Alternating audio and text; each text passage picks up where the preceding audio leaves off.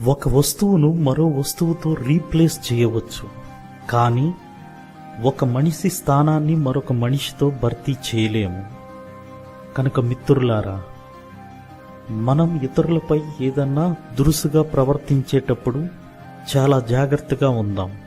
మన కోపాన్ని అదుపులో పెట్టుకుందాం. ఎందుకంటే ఇతరులు బాధపడినప్పుడు మనం వాళ్ళని ఓదార్చడానికి అర్హులకు కావు. ఇతరులకు మనం హాని చేసేటప్పుడు వాళ్ళకున్నటువంటి ప్రాణం మనకి ఉన్నటువంటి ప్రాణం ఒకటేనని గుర్తుపెట్టుకో. కనుక ఎప్పుడు ఇతరుల ప్రాణం పోయేలాగా ఎప్పుడు ఏ మాట మాట్లాడకుండా ఉండడానికి ప్రయత్నించు. మనం వాడే వస్తువుల్ని ఎన్నైనా కూడా కొత్తది కాకపోతే పాతది, పాతది కాకపోతే కొత్తదని మనం రీప్లేస్ చేసుకోవచ్చు. కానీ మనిషిని మనం అలా రీప్లేస్ చేయము. మనిషి యొక్క ప్రాణం పోతే తిరిగి ఆ మనిషిని తీసుకురాలేము, లేదంటే వేరే మనిషి ఆ మనిషి స్థానంలో ఉండలేడు. కనుక భగవంతుడు ఇచ్చినటువంటి ఈ యొక్క గొప్ప వరాన్ని, మనిషి అనే గొప్ప వరాన్ని మనం ఎంతో జాగ్రత్తతో కాపాడుకుందాం.